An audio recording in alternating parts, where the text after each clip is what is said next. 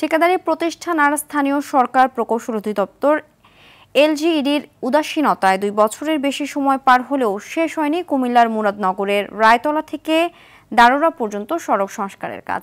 প্রকল্পের মেয়াদ শেষ হলেও এখনও কার্পেটিং সহ বিভিন্ন কাজ বাকি রয়েছে। এতে যাতায়াতে তীব্র ভোগান্তি হচ্ছে স্থানীয়দের। এজন্য ঠিকাদারি প্রতিষ্ঠানকে দুষছে এলজিইডি। কুমিল্লার মুরাদনগর থেকে মোহাম্মদ আরিফ হোসেনের পাঠানো তথ্যচিত্রে আরও জানাচ্ছেন আব্দুল হামিদ। 2023 সালে কুমিল্লার মুরাদনগরের রায়তলা থেকে দারোরা বাজার পর্যন্ত আঞ্চলিক সড়ক সংস্কারের কাজ শুরু করে স্থানীয় সরকার প্রকৌশল অধিদপ্তর এলজিইডি। কাজ পায় নাইম এন্টারপ্রাইজ নামের একটি ঠিকাদারি প্রতিষ্ঠান। 2024 সালের ফেব্রুয়ারিতে কাজ সম্পূর্ণ হবার কথা থাকলেও তা আর হয়নি। রাস্তায় খোয়া ফেলা হলেও কার্পেটিং, সৌন্দর্য বর্ধন সহ নানা কাজ বাকি রয়েছে। স্থানীয়রা জানান, সড়কটিতে বর্ষায় জমে থাকা পানি আর শুষ্ক মৌসুমে ধুলোয় নাজেহাল হতে হয় তাদের। রাস্তার যে সমস্যা, এই সমস্যার কারণে আমরা মনে করেন যে প্রতিনিয়ত আমরা এই রাস্তায় যে জায়গায় 5-7 মিনিট সময় লাগবে ওই জায়গায় আমাদের এখন 1 ঘন্টা আধা ঘন্টা উপর লাগে।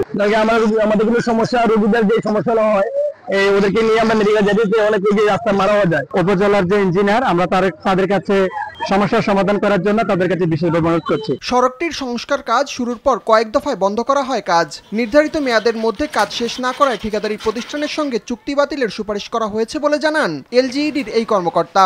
আমার নোটিশের পরিপ্রেক্ষিতে ঠিকাদার এক সময় কাজ শুরু করেছে, আবার কিছুদিন বন্ধ রেখেছে, আবার পরবর্তীতে শুরু করেছে।